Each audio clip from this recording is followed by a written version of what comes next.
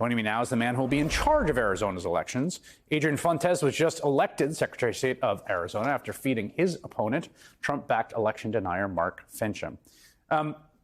Secretary-elect, let me just first say congratulations on your victory. How do you think this election, as the person who will be entrusted with the authority to run elections in the state very soon, how do you think this election went?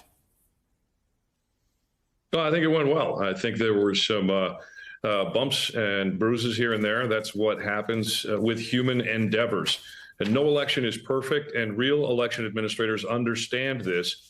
But when you deal in not reality and fantasy and conspiracy theories, every little possible inconvenience becomes sort of this epic voter suppression, which is just nonsense. And you know that those flag waving crowds that you saw in the video just a minute ago were outside of my office at Maricopa County.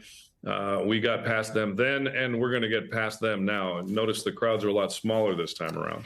Yeah, I don't want to oversell how much momentum is behind this. This seems like a fairly anemic showing thus far, although the most sort of notable examples of this movement are in these two counties.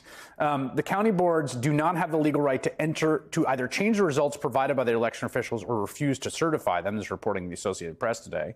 State Elections Director Corey Lorick wrote that if the certification is not received by the Secretary of State by December 5th, then all the county votes will go uncounted. So is that your understanding of how the law just mechanically works here with these dissenting counties?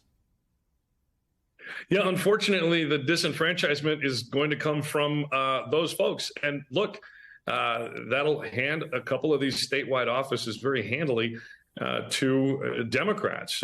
They could lose enough votes to lose a seat in Congress back to the Democrats if those votes don't get counted. I mean, these folks are playing with fire here, and it's just this nonsensical fantasy that, boy, if their candidate doesn't win, they're going to take their ball and go home. That's not how this works. It's not how adults operate. And at some point, these folks are going to wake up, smell the coffee, move on like Americans have done for, almost 2.5 centuries. Look, there's going to be another election in a couple of years, and if they don't like the results, they can just try harder next time. Just to be clear on this is an important point. You're saying, and this is what the elections director seems to indicate, in these two rogue counties, that if they blow past the statutory deadline that is in Arizona law for the counties to certify their results, then they just don't count in the final result, which may redound to the benefit of Democrats and hurt Republican candidates in other offices, since these are Republican counties.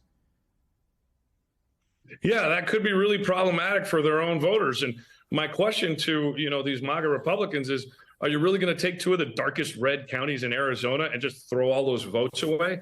I mean, you might be handing that southeastern Arizona congressional district to Kirsten Engel, who came up a little bit short. You might be handing the superintendent of public education race to Kathy Hoffman, the current office holder who was defeated by Republican Tom Horn.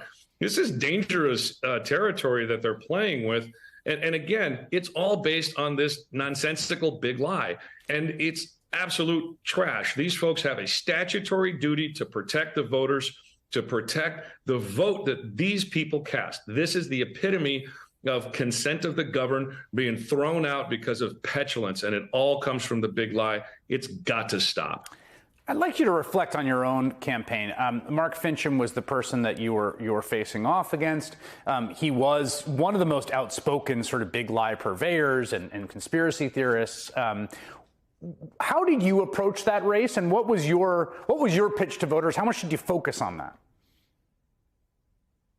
Well, as a veteran of the United States Marine Corps, I did it like Marines do. I punched as hard as I could and directly with the truth. We hear a lot of people say the phrase election denier. I use authoritarian. These folks don't give a darn about American voters.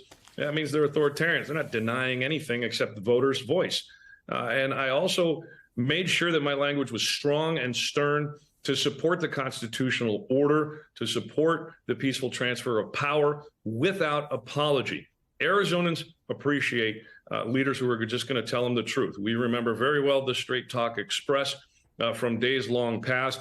We're going to continue to represent all of Arizonans with this truth, regardless of who wins the ballot tally at the end of the day. And that's the message that Arizona voters wanted to hear. and that's why we won. Adrian Fontes, who will take over as the Secretary of State in the state of Arizona in the new year. Thank you so much for making time for us tonight. I really appreciate it.